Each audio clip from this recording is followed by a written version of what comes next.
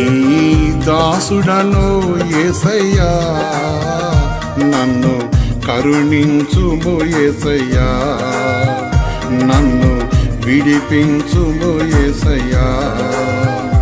నీ దాసుడను యేసయ్యా, నన్ను కరుణించుము యేసయ్యా, నన్ను విడిపించుము యేసయ్యా. యేసయ్యా యేసయ్యా యేసయ్యా యేసయ్యా యేసయ్యా యేసయ్యా యేసయ్యా యేసయ్యా. నీ దాసుడను యేసయ్యా, నన్ను కరుణించుము యేసయ్యా, నన్ను విడిపించుము యేసయ్యా.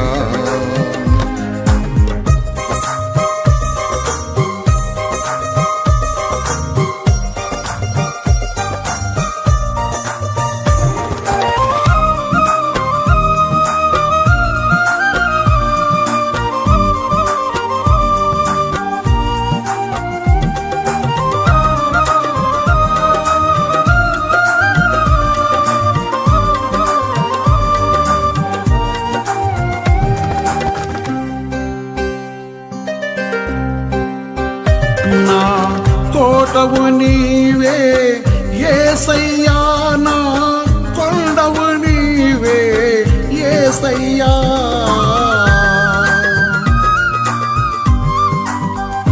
నా కోటవు నీవే యేసయ్యా, నా కొండవు నీవే యేసయ్యా.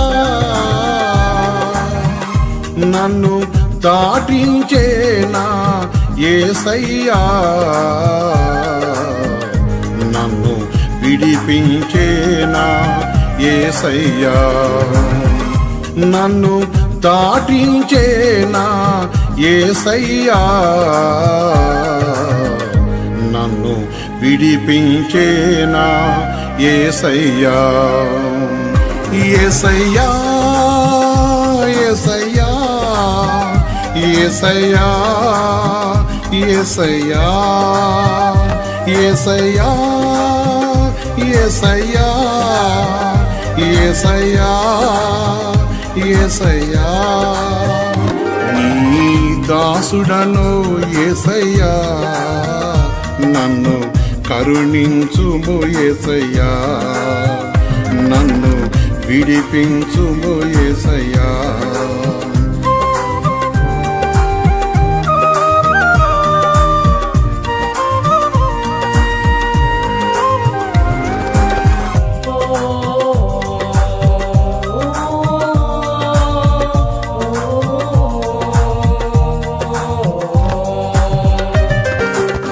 తెలిసి తెలియక నేరములు పాపములెన్నో చేసిన వాడను.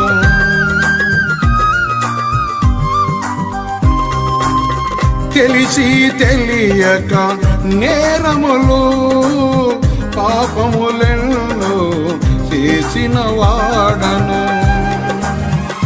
మన్నించుము ప్రభు, నీ దాసుడను ప్రభు.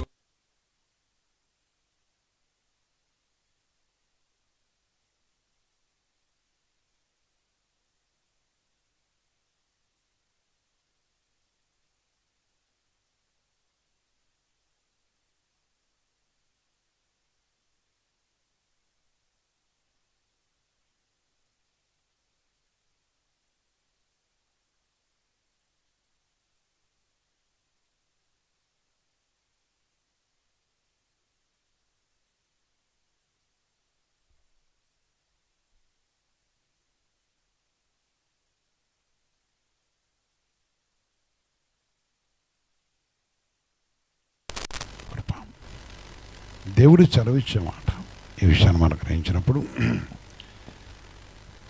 హెబ్రీ పత్రికలో 4:12 చూసినప్పుడు దేవుని నాకు చెరుస్తుంది. హెబ్రీ పత్రిక 4:12 చూసినప్పుడు,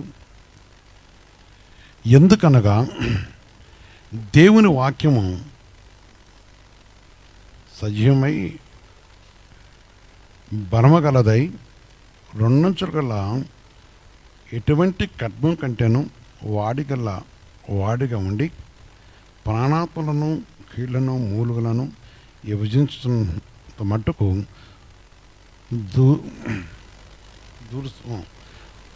దూరుసు హృదయం యొక్క తలంపులను ఆలోచనను శోధించుతున్నది. యేసుక్రీస్తు పరిశుద్ధమై కలగాక. దేవుని పరిశుద్ధమైన నామమును బట్టి సర్వోన్నతమైన దేవుని యొక్క సన్నిధిలో మా ప్రియ సహోదరి సోదర, దేవుని ఆకాంక్షిస్తుంది. నాడు నేడు ఏకరీతుకున్న దేవుడా, దేవుని వాక్యం చాలా బలమైనది. దేవుని వాక్యం మానవ జీవితానికి ముక్తి కలిగించేది. దేవుని వాక్యం సజీవమైనది, బలమైనది. దేవుని వాక్యము సజీవమైనది, బలమైనదై ఉన్నదని వాక్యం చరుస్తుంది. ఎందుకంటే దేవుని వాక్యం ద్వారా మానవ జీవితానికి విడుదల కలుగుతుంది.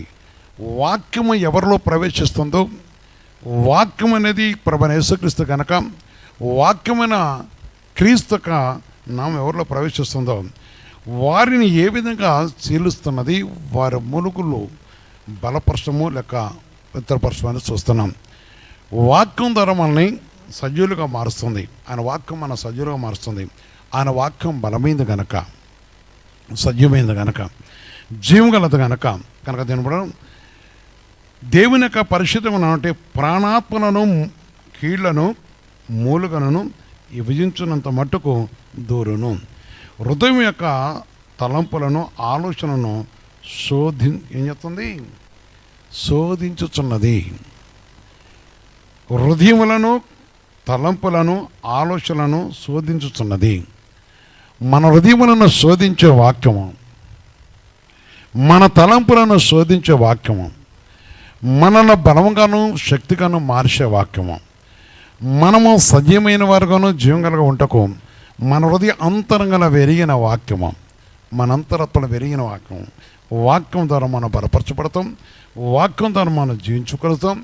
వాక్యం మనని శక్తివంతులుగా మారుస్తుంది. వాక్యం మనల్ని జీవమైనగా మారుస్తుంది. వాక్యము సజీవమైనగా మారుస్తుంది. అందుకని దేవుని వాక్యం ద్వారా మనము అన్ని విషయాలు కూడా పరిశుద్ధ దేవునితో మనం కలిగి ఉండడం కోసం దేవుడు చదివిస్తున్నవాడు.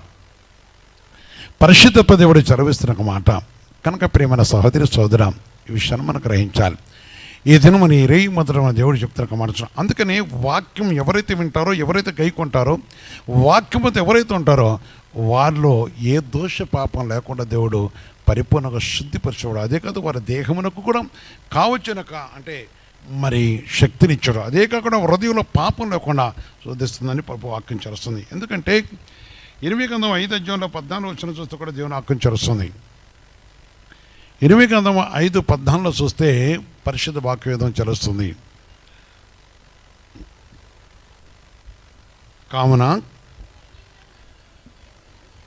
కావున సైన్యములకు అధిపతికు దేవుడకు యెహోవా ఇలాగూ సెలవిస్తున్నాడు, వారి మాటలు పలికినందున నా వాక్యములు వారిని కాల్చినట్లు నీ నోట వాటిని అగ్నిగాను ఈ జనమును కట్లగాను నేను చేసేదను.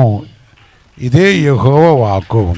అంటే ఆనాడు ఇరిమియా ప్రవక్తతో చెప్తున్న మాట వారి వరకు విషయాన్ని బట్టి, తిరగబాటును బట్టి, లేక దేవునికి విరోధంగా ఉన్న విధానం బట్టి, దేవుని యొక్క పరిశుద్ధ నామని బట్టి చూస్తున్నాం. ఆయన వాక్యము ముఖ్యంగా అంటే దేవునికి వాక్కు ఒక మనిషిని లేవనెత్తేది, లేక ఒక మనిషి యొక్క జీవితము ఒక మాట దేవుడు చదివించినప్పుడు ఆ మాట ద్వారా వారు జరిగే నష్టము, వారు జరుగుతున్న విషయము, దేవుని యొక్క మాట మనం గైకొన్నప్పుడు, దేవుని వాక్యంతో మనం నిరీక్షించినప్పుడు, ప్రేమ బిడ్డలారా, పరిశుద్ధమైన దేవుడు చదివిస్తున్న మాట. దేవుడైన ప్రభనిస్తూ ఆయన మన మధ్యన దేవుడు కనుక, అందుకని నీ నోట నా వాక్యము నుంచి తిని అన్నాడంతే. ఆ వాక్యము మానవ జీవితంలో అంటే దేవుని మాట ఏ ప్రవక్త లేక ఏ సేవకుడు లేక ఎవరి నోట ఉంచుతున్నాడో అది మేలును లేక అది కీడును అనేది సంభవించుటకు ఆనాడు ఇర్మీయా గారిని వాడుకున్నాడు. ఈనాడు మన జీవితంలో కూడా ఎన్నో విషయాలు మనం చూస్తున్నాం. ఆ విషయాన్ని మనం జ్ఞాపం చేసుకున్నప్పుడు దేవుడు కలుగజేసుకొని కరుణించే విషయంలో, అందుకే మనుషుడు పవిత్రుడై ఉండటం కోసం హెబ్రీ 3 చూస్తే 12 వచ్చిన చెప్తారు ఒక మాట. 3:12 చూస్తున్నప్పుడు అంటాడు,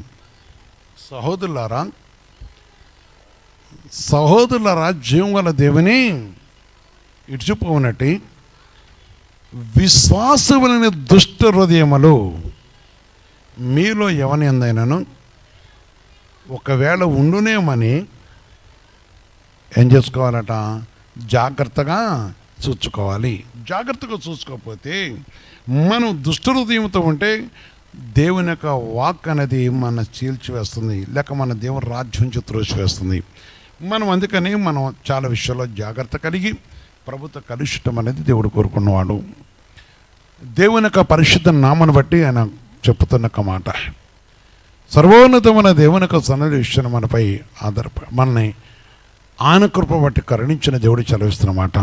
కనుక విషయాన్ని గ్రహించి దేవుని యొక్క మాట ప్రతి విధమైన దుష్టకరణ లయపరచకైనా ఇష్టపడుతున్నవాడని దేవుని వాక్యం చదవస్తుంది. నాడు నేడు ఎదురెత్తుకున్న దేవుడు. అందుకని తన మాట ద్వారా, తన వాక్కు ద్వారా జించేవాడు, బలపరిచేవాడు, కరుణించేవాడు, కటాక్షించేవాడు. అందుకనే ఆయన వాక్యము బలమైనది.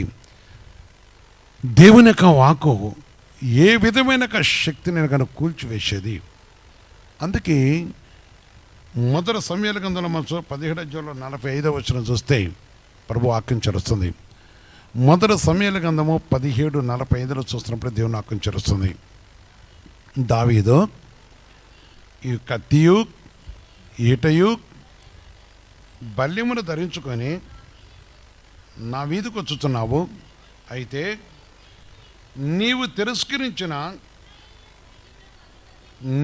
తిరస్కరించిన ఇశ్రాయేలు సైన్యములకు అధిపతి యెహోవా పేరట నేను నీ మీదకు వస్తున్నాను. వాక్, నీవు కత్తియు బల్యమును వేటను ఏయోను పట్టుకొని వస్తున్నావు, కానీ యుద్ధమునకు కావచ్చునన్నీ పట్టుకొని వస్తున్నావు, కానీ నేను సైన్యములకు ఇశ్రాయేలు సైన్యములకు అధిపతి యెహోవా పేరట వచ్చుచున్నాను. ఆమేన్, ఆమేన్, ఆమేన్. అంటే దేవుని యొక్క శక్తి. గొల్యాతు అనే వ్యక్తి 7 ముళ్ళ జాన్ ఉంటాడంటారు. ఇంకా తన కవచ, తన విధానం వస్తే చాలా ఆయన మీద యుద్ధం ఎవరు చేయలేక ఇజ్రాయేలు కూడా మౌనంగా ఉన్నారు. ఇప్పుడు ఈ బాలుడు లేక ఈ చిన్నవాడు ఏం పట్టుకొని వెళ్తున్నాడు? దేవుని వాక్కును పట్టుకొని వెళ్తున్నాడు. మెయిన్ దేవుని వాగ్దానం పట్టుకొని వెళ్తున్నాడు. దేవుడిచ్చిన మాటను పట్టుకొని వెళ్తున్నాడు. దేవుని మాటను తీసుకుని వెళ్ళటం వల్ల జరిగిన విషయం ఏంటంటే గొప్ప జయం జరుగుతుంది, గొప్ప విడుదల జరుగుతుంది. అక్కడ దేవుని కనుక వెళ్ళినప్పుడు ఆ సమస్తవాన్ని తీసుకొని వచ్చాడు. సైన్యములకు అధిపతి యెహోవా పేరట వెళ్ళాడు. అందుకనే గొల్యాతు కూలిపోయాడు. దావీదుకి ఇశ్రాయేలుకి జయం జరిగింది. దేవుడే జయమని అనుగ్రహించిన వాడ మాట మన జీవితంలో మనం నేర్చుకోవాల్సింది, మనం తెలుసుకోవాల్సింది దేవుని యొక్క విషయంలో గొప్ప మాట దేవుడు ఈరోజు మనతో చదువుతున్నవాడు. దేవుని మాట ఎందుకనగా దేవుని వాక్యము అది చాలా బలమైనది. దేవుని యొక్క వాక్యం చాలా బలమైనది. దేవుని యొక్క వాక్యం మనని సజీవులుగా మార్చేది. దేవుని వాక్యం మనని జయముతో నిలిపేది. దేవుని వాక్యం మనకి విజయం కల్పించేది. ప్రియమైన సహోదరి సోదర, నేడు మనం ఆయన సన్నిధిలో ఉన్నాం. పరిశుద్ధాత్మ దేవుని యొక్క పాదాలు ఉన్నాం. అందుకని దేవుని వాక్యం ఎలాంటిదంటే యేసు నామమున దురాత్మ వెళ్ళిపోతుంది. ఎవరి నామము? యేసు నామం. లేక రకరకాల విషయాలు మనం చూస్తుంటాం. రోగాలు, వ్యాధులు, రకరకాల వ్యాధులు నేను చూశాను. అనేకులకు కలిగినక మరి వారి యొక్క పరిస్థితిని కేవలం పరిశుద్ధపు దేవుడు తన మాట ద్వారా విడిపించిన విషయం. జీవగల దేవుడు తన వాక్కు ద్వారా తను చేసిన ఒక కార్యం. ఆయన పరిశుద్ధుడు, ఆయన సర్వోన్నతమైన దేవుడు. ఆయన సజీవమైన దేవుడు. ఆయన నాడు నేడు కూడా ఏకరీతికున్న దేవుడు. మన ప్రేమించిన దేవుడు. తన కృపను మన జ్ఞాపకం చేసుకున్న తండ్రి. ఆయన ప్రేమ విలువైనది. ఆయన ప్రేమ శక్తి గలది. తన మాట ద్వారా మానవుని సజ్జులుగా మార్చే దేవుడు. ప్రేమైన సహోదరి సోదరా, తన మాట గొప్పది, తన సన్నిధి గొప్పది. తన సన్నిధి విలువైనదని దేవుని యొక్క మాట చదువుతుంది. అందుకొరకే ఇరవై గ్రంథంలో చూసినప్పుడు 23-29 వచ్చిన దేవుని వాక్యం చదువుతుంది. 23-29 చూస్తున్నప్పుడు, నా మాట అగ్ని వంటిది కాదా, బండను బద్దలు చేయు సత్యం వంటిది కాదా. నా మాట అగ్ని వంటిది కాదా, బండను బద్దలు చేయు సత్యం వంటిది కాదా. అవును, ఆయన మాట శక్తికరమైనది. ఆయన మాట ద్వారా తన పరిశ్రమ నుండి బండలు చీలిపోయినాయి. అనేకుల యొక్క హృదయముల దేవుడు తెరిచాడు. ఈరోజు దేవుడు మన చదివించేది ఆయన మాట అగ్ని వంటిది. తన మాట ద్వారా, తన వాక్కు ద్వారా కలిగిన అనేక విషయాలు చూస్తున్నాం. ఈరోజు పరిశుద్ధ దేవుడు మన చదివిస్తాడు. నీ కుటుంబానికి మేలు చెట్టుకను, నీకు విడుదల కలగజేటుకను, నీ యందు తన కటాక్షం చుడకను, నిన్ను ప్రేమించి నిన్ను ఆదరించుటకు, నీపై తన కనికరించి నిన్ను ఆదుకున్న దేవుడు. ప్రియమైన సహోదరి సోదర, నాడు నేడు కూడా ఎక్కరెత్తుకున్న తండ్రి, నాడు నేడు కూడా ఎక్కరెత్తుకున్న దేవుడు. ఆయన ప్రేమమేడు. తన ప్రేమ విలువైనది, తన సన్నిధి విలువైనది, తన కటాక్షముల్ని ఆదరించేది. ఆయన ప్రేమలో జీవం ఉన్నది. ఆలోచించండి. తన మాట అగ్ని వంటిది, తన వాక్యము సత్యం వంటిది. వాక్యము మనిషిని జింపు చేసేది. వాక్యం మనిషిని సజ్జులుగా మార్చేది. వాక్యంతో మానవుడు శక్తిమంతుడిగా మార్చింది. ఆలోచించు. క్రీస్తునందున్న ప్రేమ దేవుడారా, అందుకనే దేవుని వాక్యం అనేకుల జీవితాలు మార్చింది. దేవుని వాక్యం అనేకల అంతరాత్మ తెరిచింది. దేవుని వాక్యం అనేకల హృదయములు తెరిచింది. దేవుని వాక్యం అనేకులను ఆదరించింది. ఈరోజు అదే దేవుడు చెప్తున్నమాట. పరిశుద్ధుడు తన మాట బలమైనది, తన వాక్యం శక్తిగలమైనది. ఈ బలమైన వాక్యం నీలో ఉన్నప్పుడు ఏ దుష్టుడు నిన్నేమీ చేయలేడు. ఈ బలమైన వాక్యం నీతో ఉన్నప్పుడు లోకమనే ఈ అగ్నిజాల్లో నిన్నేమి చేయలేవు. అవును, నీ జీవితాలకు రాలేవు. నిన్ను ఆదరిస్తూ, నిన్ను కనికరిస్తూ, నిన్ను ఆదరిస్తూ, నిన్ను బలపరుస్తూ, నీకు తన కృపను అనుగ్రహిస్తూ, తన పరిశుద్ధం ఉంటే నీ జీవితానికి కావాల్సిన సహాయం చేయటం ఉన్నదే ఉంటే నాడు నేడు ఎక్కడెత్తుకున్న దేవుడు. నాడు నేడు ఎగురెత్తుకున్న దేవుడు. ఆలోచించు. ఆయన ప్రేమ గొప్పదే, ఆయన సన్నిధి గొప్పదే, తన పరిశుద్ధనకు మాట గొప్పదే. ఆయన మన మర్చిపోయే దేవుడు కాదు. ఆయన మన ప్రేమిస్తున్న దేవుడు. తన కృపలో మనల్ని ఆదరించే దేవుడు. తన కటాక్షం మనకు అనుగ్రహించిన వాడు. ప్రేమైన సహోదరి సోదర, నాడు నేడు కూడా ఎక్కడెత్తుకున్న తండ్రి వాక్యం జరుగుతుంది. 2 కొరింథీ పత్రిక 10వ అధ్యాయంలో చూసినప్పుడు 4 వచనం దేవుని వాక్యం జరుగుతుంది. 2 కొరింథీ 10వ అధ్యాయంలో 4 వచనం చూస్తే కూడా దేవుని మాట విధంగా చదువుతుంది. మా విద్యోపకరణములో శరీర సంబంధమైన కావు, కానీ దేవుని ఎదుట దుర్గములను ప్రళదోయజాలనంత బలము కలవై ఉన్నవి. అమేన్, అమేన్, అమేన్. మా యుద్ధోపకరణములు. ఏంటి నీ యుద్ధోపకరణములు? నేను మనిషి విశ్వాసం అనే పవిత్రతను ఎవరు ధరించుకున్నారో వారిని లోకం ఏమీ చేయలేదు. ఎందుకంటే దేవుని యొద్ద నిలిచి ఉంటున్నారు కనుక. దేవుని యొక్క మాటపై ఆధారపడుతూ ఉన్నారు కనుక, దేవుని వాక్యాన్ని అంగీకరిస్తున్నారు కనుక, ముఖ్యంగా వారి సత్క్రియ, వారి విశ్వాసము, వారి నీతి క్రియ, వారి విశ్వాసం అనేది చాలా బలమైనది. యుద్ధోపకరణములు, దేవుని యొక్క పరిశ్రమ, ప్రార్థన యోధులై ఉండటం, ప్రార్థన పరులై ఉండటం, సత్యమును అనుసరించటం, జీవం గల దేవుని వెంబడించటం, సజీవమైన దేవునితో కలిసి ఉండటము, ఇవన్నీ కూడా మానవ జీవితానికి గొప్ప బలమైనది, శక్తి కలది.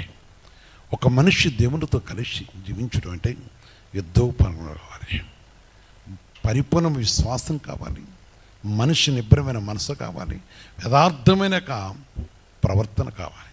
అందుకని అవి శక్తికరమైనవి. పరిశుద్ధ దేవుని కన్నట శక్తికరమైనవి, జీవన దేవుని స్థలంలో ఈ బలమైనవి. ఎందుకంటే దేవుని యొక్క మాట, మా యుద్ధోపకరణములో శరీర సంబంధం కావు, కానీ దేవుని ఎదుట దుర్గములను పరజోడు దాన్నంతా బలము కలవై ఉన్నవి. అందుకని హెస్కేల్ గ్రంథంలో దేవుని వాక్యం ఎలాంటిదంటే 37:7 చెప్తున్నాడు. హెస్కేల్ గ్రంథం 31:7 చూసినప్పుడు వాక్యం చేరుస్తుంది. 37:7 ఆయన నాకు ఇచ్చిన ఆజ్ఞ ప్రకారము నేను ప్రవచించుట, ఆయన నాకు ఇచ్చిన ఆజ్ఞ ప్రకారం నేను ప్రవచించుండగా గడగడదను దని ఒకటి వచ్చాను. అప్పుడు ఎముకలు ఒకదానికొకటి కలుచుకున్నాను. దేవుని యొక్క వాక్కును బట్టి అక్కడ చదివించే విషయం ఏంటంటే, ఎముకలు ఒకదానికొకటి, జీవం లేని జీవితాలు, విద్ధోపకరణం లేని జీవితాలు, పవిత్రత లేని జీవితాలు, జీవం లేని యొక్క కనుకున్నప్పుడు పరిశుద్ధాత్మ దేవుడు కలుసుకున్నప్పుడు, పరిశుద్ధాత్మ దేవుడు వాక్కును విన్నప్పుడు ఎముకలన్నీ కూడా ఒకదానికొకటి కలుసుకొని జీవం పొందుతాయి, సజీవంగా ఉంటాయి, సమాధుల నుంచి తిరిగి లేచినాయి అంటాడు ఆయన. కనుక పరిశుద్ధ దేవుని బట్టి ఈ విషయాన్ని మనకు ఇచ్చినప్పుడు దేవుని యొక్క మాట అంత గొప్పది, దేవుని యొక్క శక్తి అది బలమైనది. ఈ సజీవమైన దేవుని యొక్క మాట విలువైనది. ఆలోచించండి. నాడు నేడు ఏకరీత దేవుడు, నాడు నేడు ఏకరీతుకున్న దేవుడు. ఆయన ప్రేమ గొప్పది. నిన్ను ప్రేమిస్తున్న దేవుడు, నీపై తనకు అనుగ్రహించిన దేవుడు. ఆయన కృపల సన్నిధి నీకు అనుగ్రహించి, ఆయన కృప నీకు అనుగ్రహించిన దేవుడు. ప్రేమైన సహోదరి సహోదర, ఈ సమయము దేవుడు మనకిచ్చే ఈ గొప్ప కృప బట్టి ఆలోచించు. శక్తిగల తనక నామను మనం ధరించుకొట్టుకును, దేవుని యొక్క నాటి మనం ఆయన కలుసుకొట్టుకును. దేవుడు కలిసి ప్రతి కార్యమా అమ్మనివైనది. సజీవైన దేవుని యొక్క సన్నిధిలో ఆయన మనతో నిరీక్షణ దేవుడు. అందుకని యెషయా చూస్తున్నప్పుడు 11:4 చెప్తారు ఒక మాట. 11:4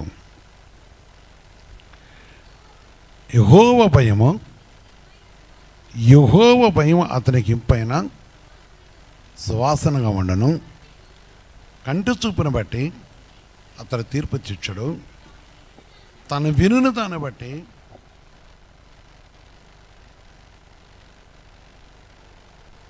తీర్పు తీర్చును. భూనివాసులలో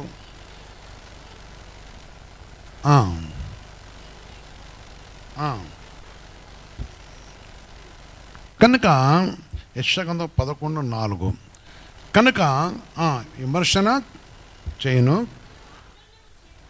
తన వాగ్దానము చేత లోకమును కొట్టును, తన పెదవుల ఊపిరి చేత ఎవరు చంపేవాడు? ఆయన దుష్టులను చంపేవాడు. పెదవుల ఊపిరి చేత అన్నాడు ఆయన. అంటే తన వాక్కులో శక్తి, దుష్టికిరిలో లయపరిచేవాడు. ఇక్కడ ప్రభు యొక్క నాన్న బట్టి చూస్తుంది. ఈ కుటుంబంలో, ఈ కుటుంబ పరంగా ఈరోజు మనం తెలుసుకోవాల్సింది దేవుని యొక్క నాన్న బట్టి చూసినప్పుడు, దేవుని వాక్యము జీవమైనది, బలమైనది. దేవుని వాక్యం మనం జీవింపజేసేది, దేవుని వాక్యం మనం బలపరిచేది. ఆయన వాక్యం ద్వారా మనం సజీవులుగా మార్చబడ్డ దేవుడు మనం ఎన్నిక చేసుకునేవాడు. తన కృపణ సన్నిధిలో మనకు కరుణించి ఆయన అక్కడ ఆక్షించిన దేవుడు, నాడు నేడు ఎక్కరెత్తుకున్న దేవుడు. తన కృపయు ప్రేమ కనికరం గొప్పది, తన సన్నిధి గొప్పది, తన శ్రేష్టమైన మహిమ గొప్పది. సహోదరి సోదర, ఆయన మాటలో జీవం ఉన్నది కనుక తన పరిశుద్ధమైన వాక్కును బట్టి మనని బలపరుస్తున్న దేవుడు కనుక ఈరోజు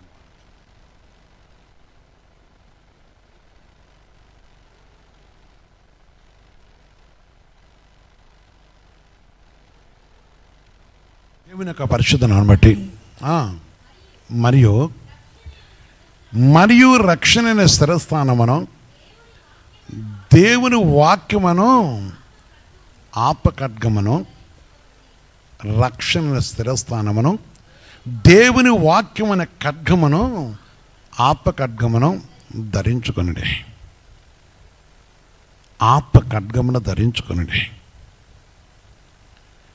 రక్షణ స్థిరస్థానమును దేవుని వాక్యమైన ఖడ్గం ధరించుకున్నప్పుడు, దేవుని వాక్యమైన ఖడ్గం మనం ఎప్పుడైతే ధరించుకుంటున్నామో ఆయన పరిశుద్ధను బట్టి మనకైనా పరిశుద్ధమైన దేవుడు తన వాక్కుతను మనకు ఇవ్వవలసిన ప్రతి బలమును, శక్తిని, పవిత్రతను, పరిశుద్ధతను, విధతను, దుష్టుని జయించగల శక్తిని ఆయన ఇచ్చి మన బలవంతులుగా మార్చేవాడు. ఆయన సజీవంగా మార్చేవాడు. మన తన పరిశుద్ధమైన నామమయంగా మార్చేవాడు. అందుకని ఆత్మకడ్గమును దేవుడు ధరింపజేసి ఆశ్రయించే దేవుడని దేవుడు చదివిస్తున్నవాడు. దేవుని మాట గొప్పది, దేవుని వాక్కు గొప్పది, తన మహిమ గొప్పది. నా ప్రియ సహోదరి సోదర, నేడు మనము జీవంగల దేవునితో కలుస్తున్నాం. దేవుని వాక్యం మనకు కావాలి, దేవుని సన్నిధి మనకు కావాలి. దేవునితో 2వ దర్శనపేత కథ చెప్తారు. 2:8 చూస్తే వాక్ ఖడ్గం అని చెప్తున్నాడు. దేవుని వాక్యలో చూస్తున్నప్పుడు చూడండి అక్కడ, అప్పుడు ఆ ధర్మ విరోధి బయలుపరచబడను. ప్రభువైన యేసు తన నోటి ఊపిరి చేత వాడిని సంహరించి వాడిని నాశనం చేసి తన ఆగమన ప్రకాశం చేత నాశనము చేయను. ఆమేన్. ఆయన నాశనం చేసి నేను స్థిరపెట్టాను. అందుకని దేవుని వాక్యాన్ని మనం అనుసరించాలి. దేవుని వాక్యం ఎప్పుడు అనుసరిస్తాం? అపవాదిని నాశనం చేసేవాడు, అపవాదిని లయపరిచేవాడు, నీకు కావాల్సిన శక్తిని ఇచ్చేవాడు, నీకు కావాల్సిన జీవాన్ని ఇచ్చేవాడు, నిన్ను వెలిగింపజేసే దేవుడు, నిన్ను బలపరిచే దేవుడు, ఆయన కృపని అనుగ్రహించి బలపరిచేవాడు, తన పరిశుద్ధత నీకు ఇచ్చి నిన్ను ఓదార్చేవాడు. నాడు నేడు ఎక్కరెత్తుకున్న తండ్రి, నా ప్రియ సహోదరి సోదర, ఈ విషయాన్ని జ్ఞాపకం చేసుకో. ఆయన ప్రేమలో జీవమున్నదే. ఈరోజు నీ కుటుంబాన్ని, నీ కుటుంబం మీద లేచే ప్రతి అపాధి లయపరచుడు క్రీస్తు యేసు వాక్కు ద్వారా దాన్ని నాశనం చేసేవాడు. తన ఆగమనం అంటే తనకిష్టం వచ్చి ప్రవర్తిస్తున్న అపవాది ప్రతి క్రియ కూడా లయపరిచేవాడు. దాని ఉద్దేశంలో తన పరిశుద్ధంతో లయపరిచి యేసయ్య మనకు జయమునిచ్చేవాడు, మనకు అనుగ్రహించేవాడు. అందుకని ఆయన మాటను మనం కైకొన్నప్పుడు ప్రణగంధం 12:16 చెప్తాడు. ప్రణగంధం 12:16 చూస్తే కూడా దేవుని వాక్యం జరుగుతుంది. భూమి తన నోరు తెరిచి ఆ ఘట సర్పము తన నోట నుండి చాలు కనుక దేని బిడ్డారా, దేవుని ఘట సర్పం ఇక్కడ చూస్తున్నప్పుడు ముఖ్యంగా దేవుని యొక్క శక్తి ప్రతి దాన్ని కూడా లయపరిచి తన పరిస్థితులను కరుణించేవాడు కనుక మరి విషయాన్ని మనం జ్ఞాపం చేసుకొని పరమటి దేవుని వాక్యం బలం ఇచ్చేది. మొక్కరించి ప్రార్థన చేద్దాం. మొక్కరించి ప్రార్థన చేద్దాం.